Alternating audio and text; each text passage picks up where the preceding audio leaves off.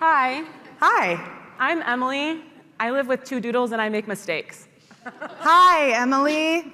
Hi, Emily. Thank you. And I'm Katie. I judge juveniles and I make mistakes. Hi, Katie. Thank you. You guys catch on very well. Does anyone else want to join our support group? Does anyone else make mistakes? Anybody? Great. Couple All people? right. Okay. Okay, great. Then We the can meeting has commence. commenced. Yeah. So to meet us, and first of all, there is a contest going on. So Katie one time texted me a picture of her dog, Charlie. She also has a husband named Charlie, so you always have to clarify if it's dog doesn't Charlie matter. or husband Charlie. And she sent it with a caption, and if anyone can guess the caption by the end of the presentation, you win a lot of candy or Something really good. Yeah. Because it was a great caption. But to get to know us, we don't actually know how we met at all. No. No. No idea. We've never been to each other's hometowns. We see each other all the time, just not in our hometowns. Yeah. We've bonded over making a lot of mistakes, an exponential amount of mistakes. Yep. Talk about them a lot. Talk about our mistakes a lot. We've made a lot of lists. We exchange memes more often than we dispense medication to dogs in shelters. Yes, also true. And we both aspire to have a Barbie sequel made after us. Which is why Katie bought this pink blazer, but it's a good accessory nonetheless. It's right? a power move. Yeah. But in all seriousness, my name's Emily, like I said. I started out in animal welfare as a volunteer in college, got a part-time job while I made the mistake of going to law school, and then fell in love with the work, worked at 2 different shelters in my hometown of Santa Barbara County, California. Had the immense privilege of watching Amy Sadler and her son, now one of my great friends, Cody, teach a seminar that in 3 short hours changed a lot of people's lives, including mine. And I learned that you could really inspire people by essentially showing them a different way. And so I now have worked with Dogs Playing for Life for quite some number of years, 8 years, and have gotten to meet a lot of animal welfare professionals, have gotten to go to a lot of conferences, and have gotten to make a lot of mistakes in that amount of time. And my name is Katie Sarasso. I'm the current Vice President of Statewide Initiatives at the Humane Society of Northeast Georgia. It's a mouthful, but I work with the Best Friends Shelter Collaborative Program with municipal shelters all across the state of Georgia. I also went to the finest university in all the land. Can I get a go dogs? Thank you. And have a couple degrees from there that have nothing to do with the work that I do every single day. Definitely was not a mistake to go there, but I wish it was a little less expensive. Like I said, I currently work at the Humane Society of Northeast Georgia. I've worked at a couple different organizations across the state of Georgia. We were not joking when we said we don't remember how we've met, but have been friends for years and years and years and have bonded over making mistakes, letting dogs play, Which is never a mistake. While letting dogs play, which is never a mistake. If you're here to learn about play groups, you're not gonna learn about it here because it's not a mistake. But in all seriousness, we joke around a lot. I don't know if that has been made clear yet. We kind of self-depreciate ourselves a good bit to be able to talk about more serious things. So please do not mistake the information that we are giving you today as us not taking it seriously. We do take the mistakes that we made seriously, and we are happy to be able to share those mistakes with you. On that same note, we are going to talk about some hard things today, and this presentation is about mistakes that we have made in animal welfare. If you see anything that we talk about that is kind of controversial, you say maybe that's something you've done, but you don't think it's a mistake that you've made, that's okay. We're specifically talking about the mistakes that we have made working in animal welfare, but we do want this to be like a psychologically safe space for you.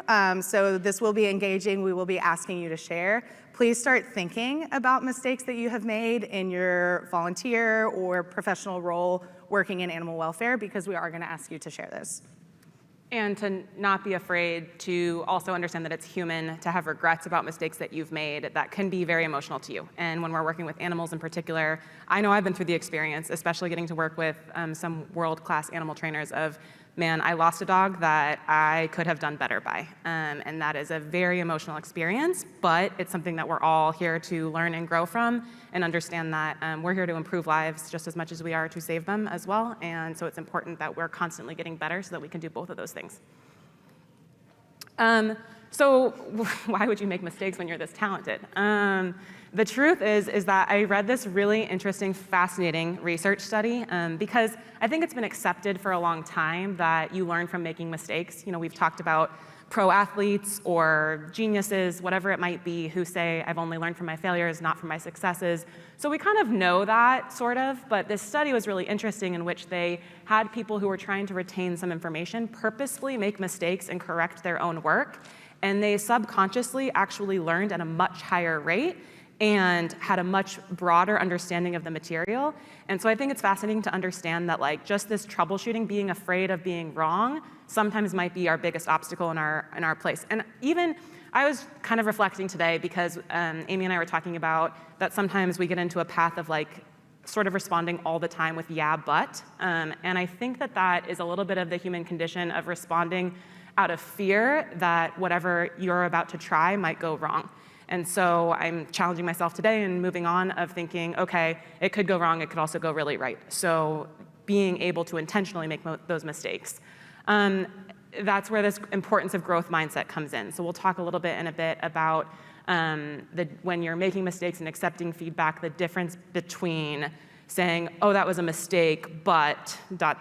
versus being open to understanding that that was a mistake and that you can learn from it as well. I did forget something really, really important to say is that we're very good at PowerPoint presentations. And you will see our very, very intellectual graphic design in a little bit. So just, you know, if you need any help with PowerPoint presentations, we've got you. And all these dogs and animals are ones that we personally know. So feel free to ask to be introduced to anyone. Okay, we are going to ask you guys to participate with us for a little bit. So if you have your phone, please scan the QR code. Just 1, 2, 3-word answers. What does it feel like to be wrong? What does it feel like when you make a mistake? So just take a couple minutes to answer that. And I will warn you, I don't know how many of you are in this room, but we purchased only the free version, AKA we didn't purchase Menti, and so it's gonna cap you off at 48 because I've tested it twice and it allows a maximum users of 50. So if you get kicked out, it's not personal. Is it working? Because I see some confusing faces, Amy. No, you have to sign up. Yeah. Emily. Oh, well, that's not gonna happen. Why don't you guys just shout out? What does it feel like to be wrong? It seems like this was a mistake to use this app. So please help us. Thank you. You do not need to sign Friend up. You in just the type front. in the code. It wasn't a mistake. Wasn't a mistake. Retracted. Feeling good about it. Still not working. Still a mistake. All right, then we're gonna go to our backup option, which is what does it feel like to be wrong? Let us know, shout it out. Frustrating, thank you. Embarrassing. Shame. Shameful. It used to feel like a burning knot in my stomach, but not anymore. Thank you, Amy. Guilt. Guilt. Opportunity. Thank you. Depressing. Yes. I I feel competitive competitive when I'm okay. wrong. Good. Did I miss anything, Garrett? Defensive. Okay, Yeah. awesome. Okay. If you'd like to come lead the presentation. So when we talk about making mistakes, there are different ways that we can react to a mistake that we made, right? So I asked you guys to start thinking about a mistake that you may have made. Is anybody brave enough to share a mistake that they have made in their career or in their role in animal welfare? Just shout it out. I gave a dog a distemper shot as an injector. Awesome. Gave a dog a distemper shot intranasal. That's what you said? Yeah, good. Okay, I appreciate that. Has anybody else ever done that? Oh, actually, Yeah, okay, thank you. Thank you. Thank you for being brave and sharing that. Definitely a mistake. How did you feel after that happened? It was horrible, and our vet actually happened to be there. He shared some of his mistakes to make me feel better. Great. It was awful. Okay, great. It was awful. Love that, yeah. Yeah, I know, it stays with you, right? Okay, and so we made that mistake. We gave a vaccine wrong, and so what happened? I'm sure the dog was fine, right? You know, it's just kind of embarrassing. You felt bad about it. And so what do we do when we make a mistake like that? You can feel horrible about it. You can take that guilt home. You can think about it. When did that happen? A year ago? A year ago, yeah, okay, I think about mistakes that I made. I mean, we literally were in the car one time typing a list of mistakes on our phone, and I was like, I can't type fast enough. Like we think about our mistakes all the time. And so we can dwell on those, we can feel guilty about them. And I think to some extent, that's just part of our human nature, right? We're going to do that. But how do we respond to those mistakes is what's really important. And so we can use that as a wake-up call to say, I made this mistake, why did I make this mistake, and what do I do about this going forward? Or you can be defensive about it and say, I was never told to do that the right way, any number of things. Someone else set me up for failure. Someone else set me up for failure, so how do you respond to that mistake? And so I wanna read this aloud and think about it for a minute. The mistake makers who are most experienced are least likely to learn from their mistakes. And this comes from research. So it was doctors. We didn't make it up. Yeah. And this was another study where doctors were prescribing medication based on a list of symptoms that was provided to them. And the most experienced doctors, even when they were told they were wrong, were the least likely to adjust and correct what they had done incorrectly. And so it's a word of caution for anyone as we continue to go through our careers, because I think when you're bright-eyed and bushy-tailed, you're expecting to be wrong. When you start to get a little bit more experienced, I think we go through that like sophomore phase. Sophomore means wise fool. And so we start to get really dumb about not being accepting of feedback. Did anybody go to Mike Wheeler's session? Yeah, a couple hands. And did you cry? Did everybody cry? Yeah, so he spent the session talking about like mistakes that he made, right? And there's a specific mistake that he has made, and I've seen him talk several times, and he always talks about the same thing to the extent that he literally travels with that mistake. And so they can definitely stay with you, but the important thing is, like I said, how we respond to those. Okay, so moving on, let's talk about negative feedback, which I'm sure that we all really, really love. So what happens when we have negative feedback? Has anybody ever received an email with feedback in it, and then the first thing you do is like aggressively go to your laptop and you're like burning a hole in the keyboard writing a response, right? Anybody? Just me? Okay, yeah, thank you. Appreciate that. Okay, so keeping your composure is the most important thing.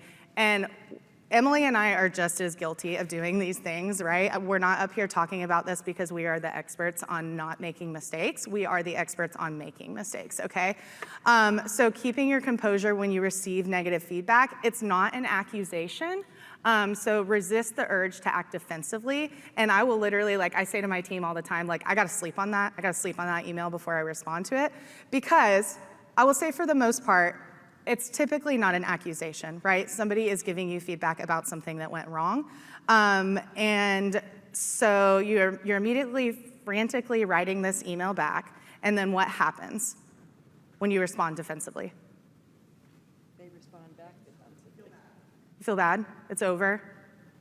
Typically the person on the other end responds defensively too, right? And then you're just stuck in a vicious cycle. Yeah, thank you. So Emily is feeding dogs in the morning, which she does in her role every day, right, Emily?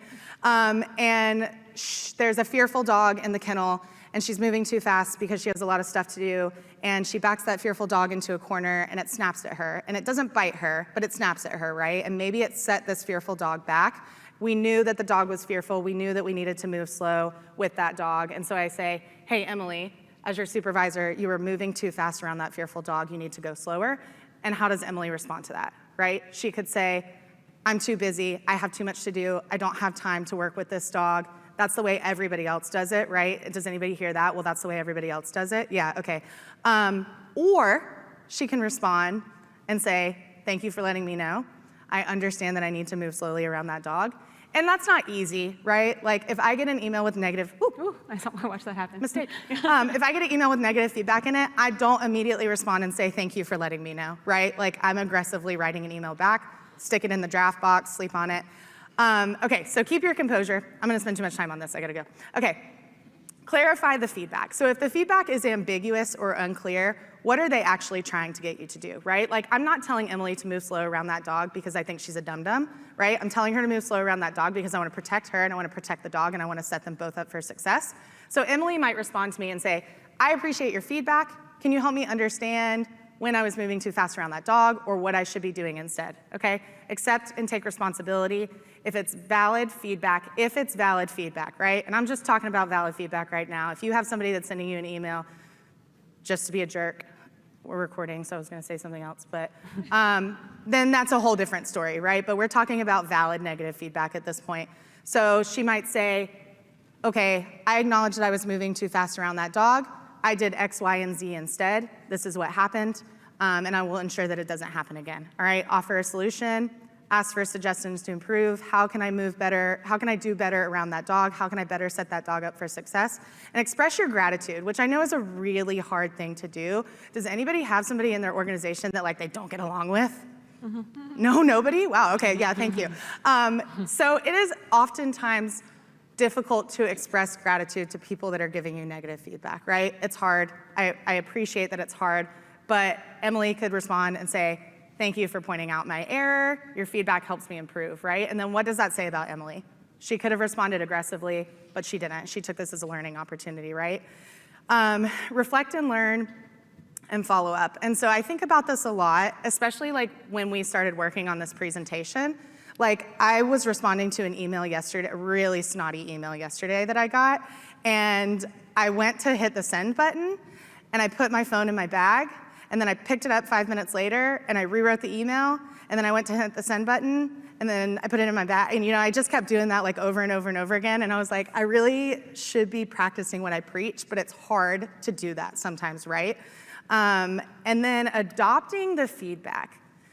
Nothing else matters up until this point if you don't adopt the feedback, right? So if Emily's like, okay, she's on my ass about going slow around this dog, I'm gonna do it today while she's watching me, but I'm never gonna do it again. Then why does that matter? If I've given her feedback and she hasn't adopted it, nothing else matters up until that point. So it's all about how you handle the feedback, how you respond to it, and what does that say about you as an employee, as a volunteer, as a leader in your organization to respond to somebody's negative feedback, even if you don't agree with it, right? Okay, where we go wrong when we go wrong. I'm gonna read this word for word because I think it's important. Understanding the psychology of making mistakes reveals how our minds respond to errors and how these responses can sometimes lead us astray. The deeper psychological understanding is I think that sometimes we make the mistake of this and we're a little bit overly supportive. We might want to be a little bit too gentle. It's always right to be kind, absolutely, but I think sometimes we can be a little bit too, we might not understand the feedback, like Katie was saying, when you're accepting it, and being a little bit too supportive of our friends who might also be making mistakes and discounting feedback that they've received is also not productive. So being supportive of kind of that growth mindset for everyone that you love, care about, work with, etc. I think also we can succumb to being wrong sometimes and just be like, well, I'm never gonna get it right, so I might as well not try. And we might embrace being mistake makers a little bit too much and never move on and never do better because we're a little bit too frustrated. I've definitely got there before too, just like laying over and playing dead and being like, keep beating me because I'm not gonna do any better. I think sometimes we can go too far in the other direction, maybe a little bit as an insecurity, and so we're trying too hard to go too far the other direction, maybe sometimes as a little bit of a vindictive move to kind of stick it to whoever you're not so happy about with the feedback, and maybe just because you don't know how to meet right in the middle where you should be. There's also always the trap of cognitive dissonance, but I think we could go on and on about that forever, and then overgeneralizing and catastrophizing. So just being like, again, the same concept of if this was the feedback in this certain circumstance, this is the mistake that I made, then I'm always gonna make this mistake in every context and always. And so trying to overcorrect a little bit as well. I stopped. Good job. Okay, so we are going to move forward and talk about some specific mistakes that we have made in animal welfare. Again, these are mistakes that we feel like we have made in animal welfare. If these relate to you, it doesn't necessarily mean that we're saying that you have made this mistake, but if you can relate to it in saying that it is a mistake that you've made, we appreciate that. Okay, so these are some of the mistakes we've made. big ones, right? We've made a lot of mistakes. We can't, oh, look, there it is. We couldn't fit all of the mistakes that we made on one slide or in one presentation or in 50 minutes. I mean, we simply couldn't. So these are some big ones and ones that we felt like other people could relate to. So let's kick it off with a big one, which is having a people suck mentality. Does anybody think people suck? Yeah, okay. So we get it, right? Like, we think people suck too. And I think that sometimes, like, we have talked about when you're interviewing somebody or when you're talking to somebody that's like outside of the industry, they're on the outside looking in and they're like, oh, I could never do what you do. Or, you know, on the other side, like, oh, I want to work at an animal shelter. I love that. I love dogs because people suck, right? Has everybody heard that? Where does that get us in animal welfare? Where does that get us in trying to save dogs and cats if we think that people suck? Right? We're not gonna get rid of shitty people, okay? We're just not. There's always gonna be terrible people. Oh man, I keep forgetting we're recording. I'm sorry. I'm a mistake maker. So we're not gonna get rid of the bad people, right? It's always gonna be there. They're always gonna be there. But where do our donors come from? Where do our volunteers come from? Our fosters, our adopters, those are all people, right? And so if we get stuck in this people suck mentality, how do the people that are walking in the front door feel if we're like, we work with dogs because you suck, right? Yeah, and I think one that I am guilty of and I've broken my own heart over many times is the feeling that you're irreplaceable and indispensable, that only you can do what you're doing, and you must stay in exactly where you're at and maybe not even grow as an organization because you're the only person who can do what you can do, and without you, the organization will fail. And I've had 2 separations from 2 different organizations that I loved very much, and they both continued to operate, right? They did not fall into the ground the moment that I walked out the door.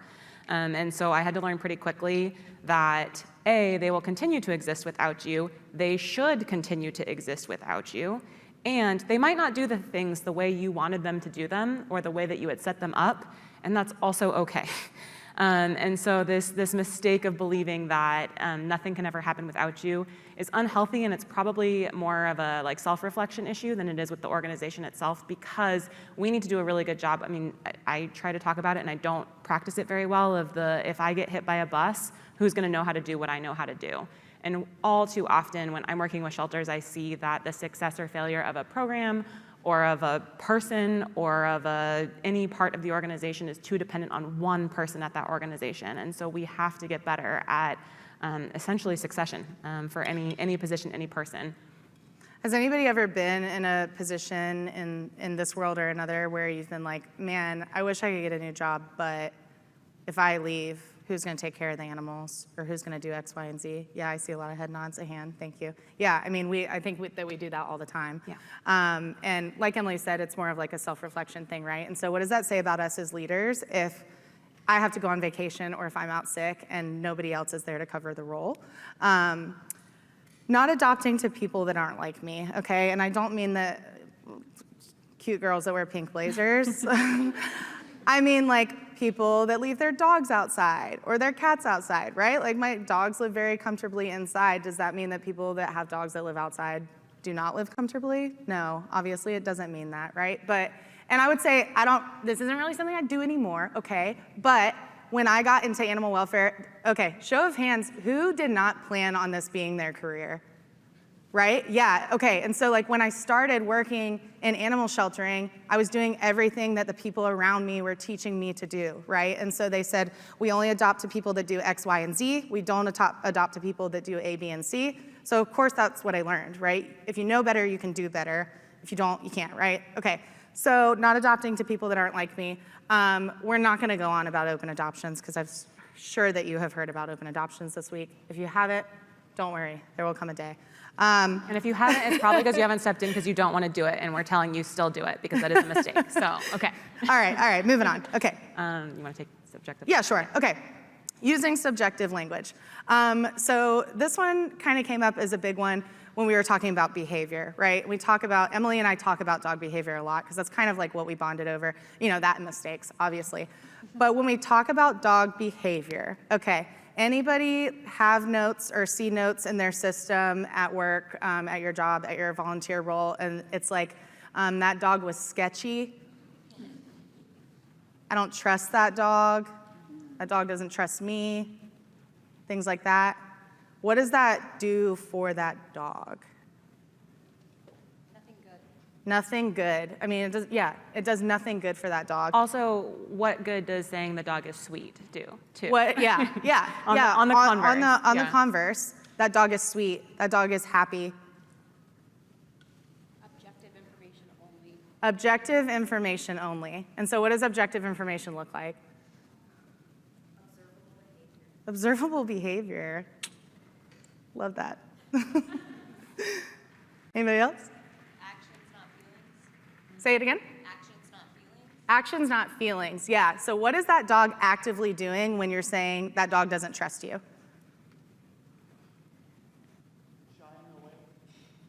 Yeah, shying away. The dog's shying away. It's hiding. It's running away from you. You know, any number of things.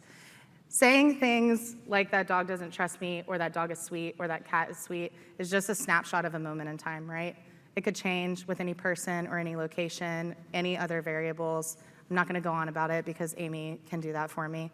But also with people too. I think this is important. Yeah. That, like when you're giving feedback, you have to be direct about actions, not feelings too. And we all feel feelings, and I think those are valid to have conversations about as well. But understanding where that comes from and understanding how to tell someone, hey, this is like the facts of what I'm going through, what my perception of the situation is this, not you hate me, right? Like that's not going to be productive either.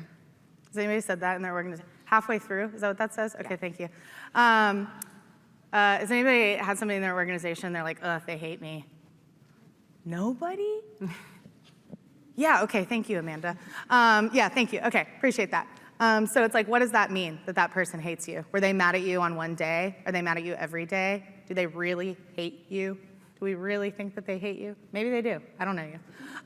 Okay, Now, take it away. Okay, so discounting and being annoyed by advocates and volunteers. Now, this is a big This is a big one, and so I think that I understand where you get that way, and you could be dismissive of someone. I get that way as well. Especially social media is really the platform that I think about most often on this, is when someone makes a nastygram comment on social media, or they could show up at your shelter, they could do all kinds of things. And again, I remember hearing in a presentation a long time ago, and it was very funny to me, that the presenter had said that they were consulting, and so they were going to many shelters, and every single shelter would pull them aside and tell them the secret that they had a lot of pit bulls in their organization. And it was like this big secret that everyone had a lot of whatever they were labeling as pit bulls, whatever that might have been, which, thanks to Animal Farm, we also know, let's not even do that. But regardless, That's it was another like this, presentation. Yeah, that's another presentation.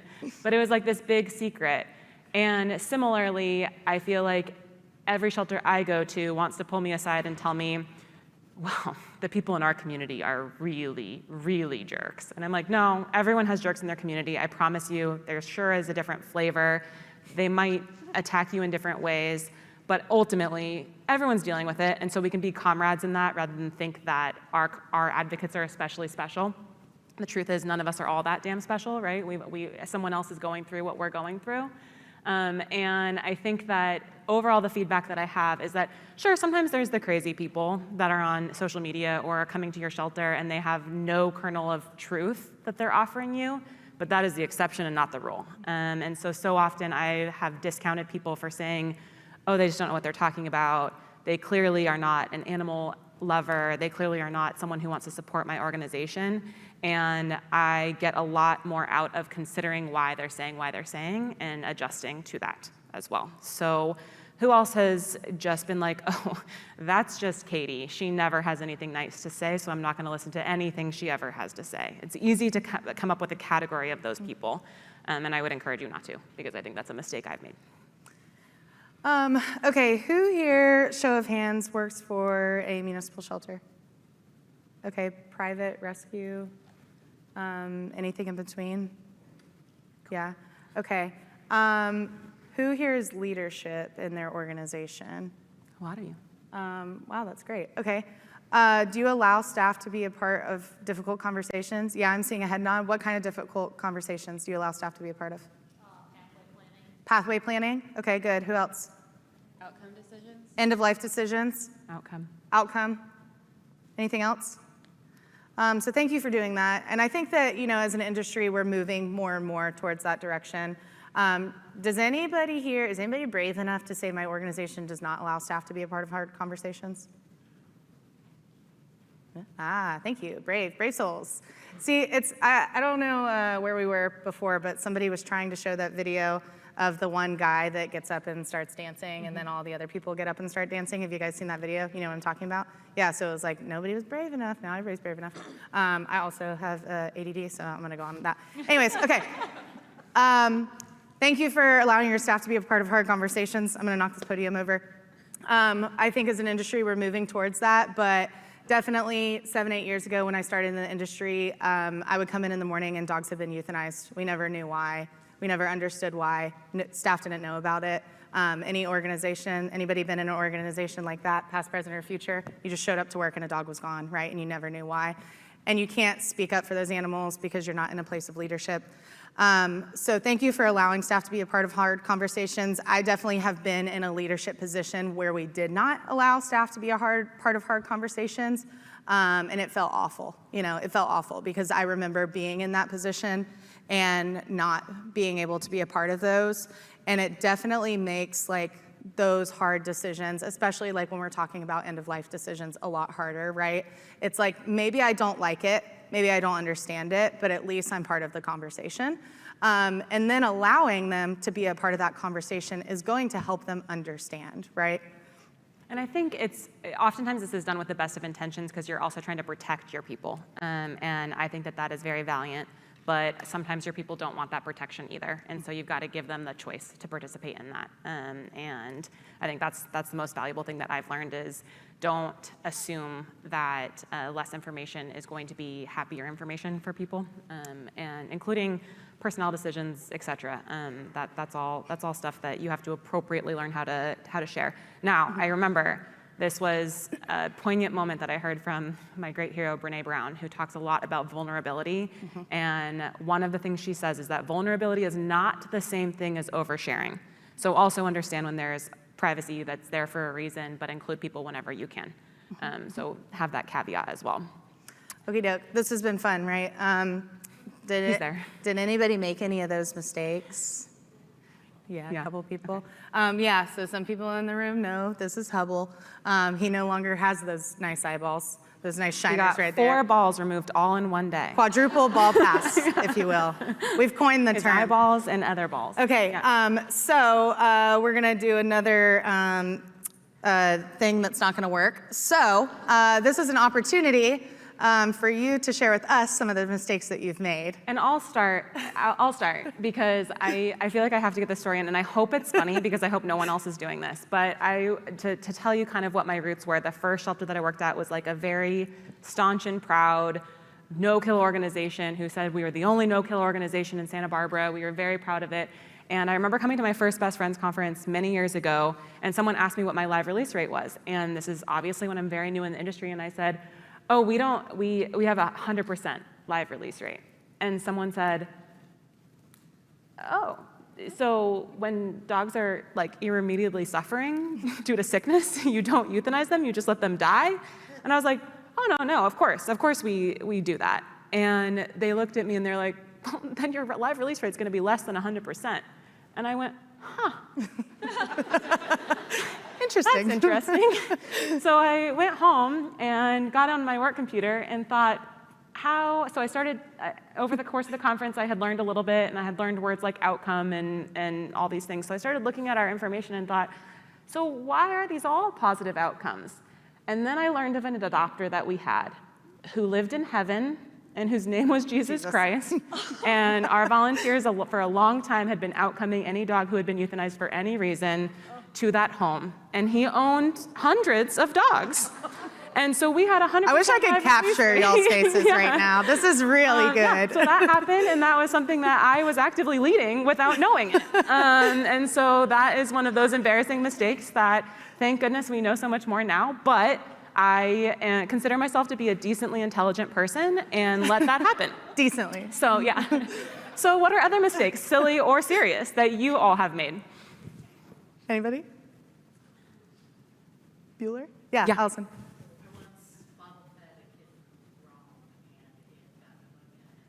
Bottle fed a kitten wrong, it got pneumonia and died. Anybody else? Yeah, I've definitely done that. It sucks. Yep. I saw another hand back there, I think. Back there? Taking kittens without going back for the mom. Taking kittens without going back for the mom. taking kittens without going back for the mom. Yeah, that's a good one. And I think that's like, sometimes people are still learning about that, like the public has been trained that if they find a stray animal, they bring it to the animal shelter, right? So I think that as an industry, we're kind of shifting that conversation, but it's like, they don't even know they're making a mistake. They think they're doing the right thing for that animal. And there's a fine line. Like we're trying to tell them to make we're trying to make decisions of, is this group of kittens going to live or die, because where is their mom? So those are tough ones. Yeah, saw a hand right there, yeah. Leaving a cat in a nebulizer overnight. Oof. Leaving a cat in a nebulizer overnight. Leaving a cat in a Yeah. nebulizer overnight, that sucks, yeah.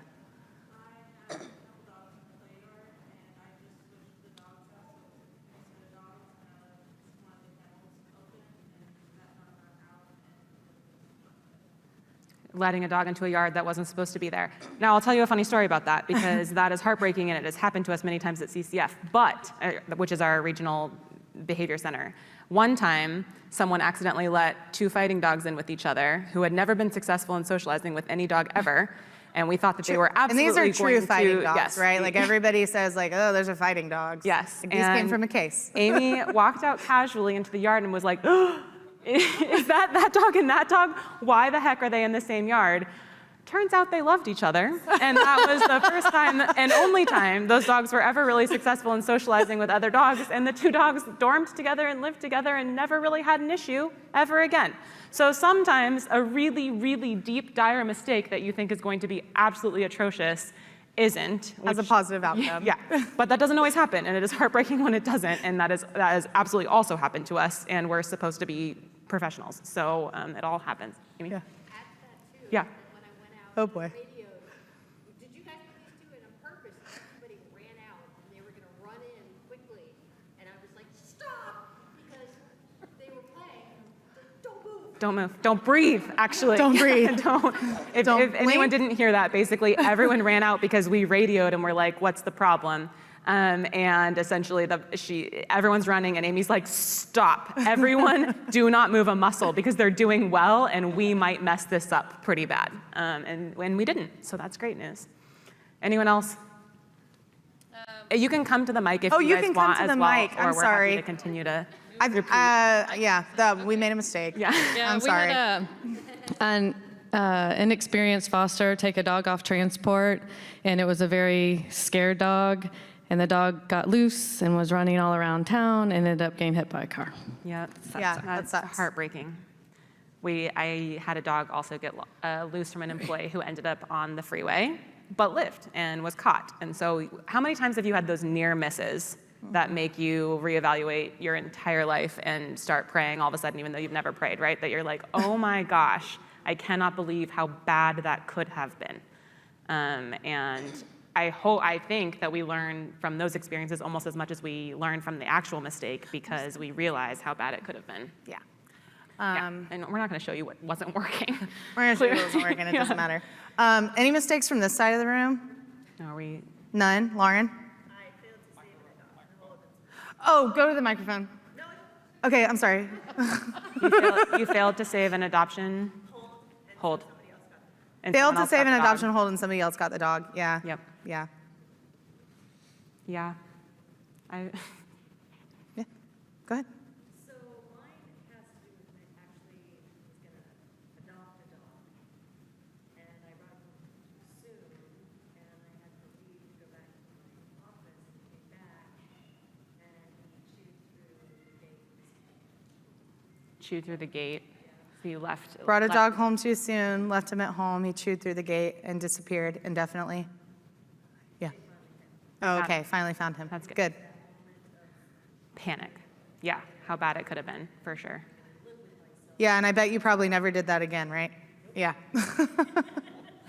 Okay, how about one more mistake? Maria? I've made recommendations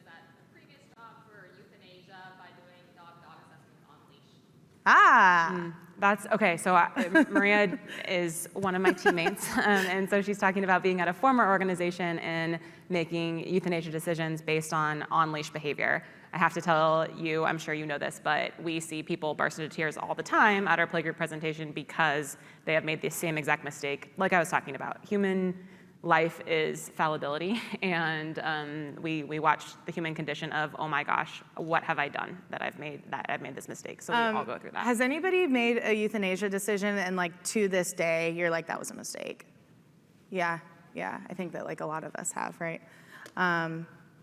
That sucks. And so what do you do with that? You know, you live with it, you live with the guilt, you live with, you know, like the feeling of shame and embarrassment that happened.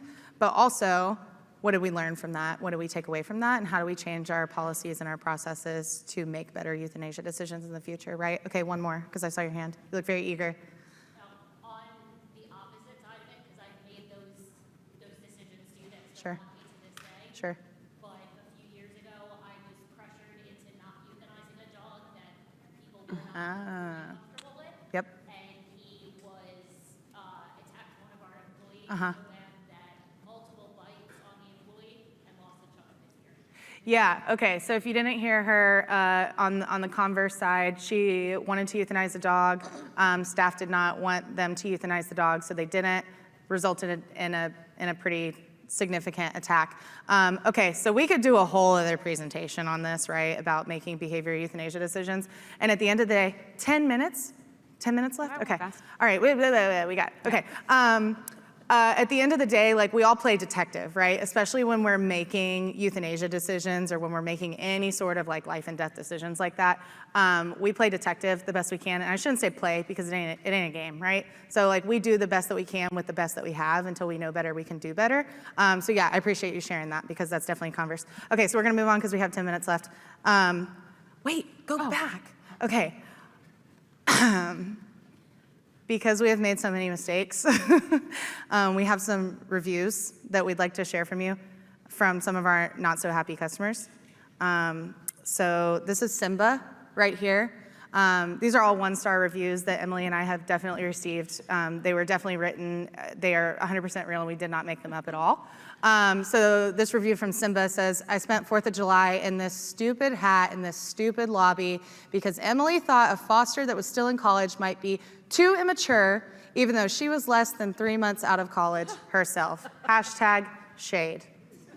And then we have dear little old Ernie here who said, missed out on 3 homes because the manager at this place just had to adopt me out as a pair. Means didn't justify the end. Would give 0 stars if I could. Love Bert, but 10 out of 10 could live without. Yeah, and then ego. If these girls would spend half as much time getting the work done rather than caring what people think, we'd be much happier customers. We'll edit when see lasting change. XOXO, dogs everywhere. Right? Okay. So, you know, we're trying, those were hard conversations that we were having, right? And like, we don't want to sit here and be sad all day long. We're trying to go get our free drink tickets, right? So we're just kind of leaving you with a little bit of comedy. Okay. These are some of our mistakes that we personally own in our homes. So in wrapping this up, just meet your neighbor. If you don't know your neighbor, make a friend. Take like 60 seconds, the next minute or so, and talk about what you are going to change tomorrow or when you get back to your organization that is going to help you save more lives or make better decisions. Ready, go. Seems quiet. Seems like everyone stopped. Literally, did we just miss the sign? Yeah. Did we miss additional signs because the line was blind? Okay. I don't think so, because I was looking for it. I felt like I was too. Okay, so this goes until 4:10. Yeah. So, 4, yeah, I would say 4 or 5 at the latest. Yeah, 4 or 5. Okay. We can say finish like a couple minutes early. And also we can say do the questions. No, okay.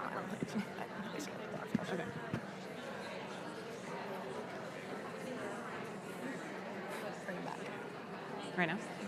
So Okay. Does anyone have anything that they want to like share as an actionable next step that you think might be useful to other people? If you want to come to the mic, you can. You should. You should. You should come to the mic. Go to the mic. We're being Got you. Go to the We're mic. being instructed to tell you to go to the mic.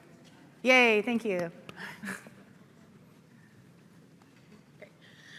One thing I learned about this past week is playgroup adoptions. So having adopters watch playgroups to kind of get to better know dogs' personalities, especially if they're on the fence on a couple of different dogs. If they're all, friendly dogs, get them all together and have a good time. And how does that change from what you were doing before? Just having them sit in a room with one dog, and that dog might not even be interested to interact with that person who wants to adopt. They're more interested in the toy bucket or, sniffing all the pee, that sort of thing. Awesome. If we think playgroups help us learn more about the dogs, why wouldn't it help your adopters learn more about the dogs, right? Absolutely. Yeah, I love that. Thank If you you for need sharing. help, just let us know because we're happy to give I you know some somebody. advice. Yeah. Something you said earlier about saying yeah, but, is because you were listening to me talk, I'm sure. I'm switching it to yes, and. Yes, and. Yes, and. Yes, thank you. Or maybe we could type of thing. Yeah, try it. Does anybody have like a pilot?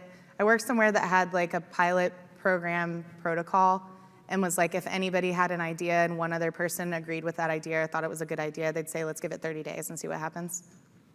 Everything's a pilot. Everything's a pilot. Right. Just try it, right? And if it needs to doesn't be a work, pilot. try something else.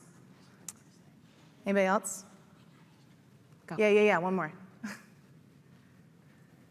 So my friend Amanda and I that sit next to each other there, we've done dog evaluations and animal control for years and years and years.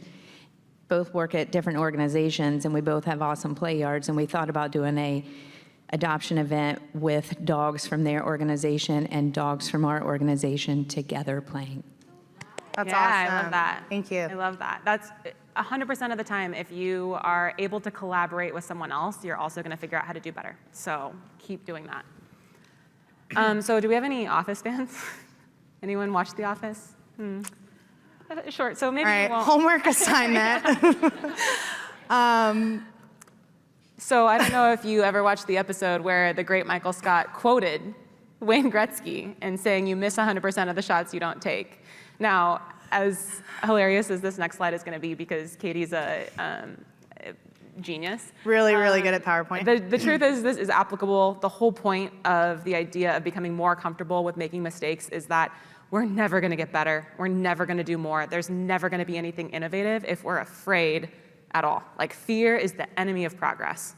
And that is absolutely, I'm guilty of it all the time. I'm afraid of what could go wrong. I'm afraid of how we could fail. And so you have to take the shots, and you've got to be not so afraid of making mistakes. Be responsible, of course. Get feedback, take feedback from other people, but don't be afraid to take those shots. And going off that, smart people learn from their mistakes, but the real sharp ones learn from the mistakes of others. Brandon Mull, Emily Grossheider. I said that. Yeah. Okay, that's all we have for you today. Thank you so much for coming and sharing your mistakes with us and being brave. Contact us or don't. It doesn't matter. That's our information right there. Go forth and make mistakes. Thank you.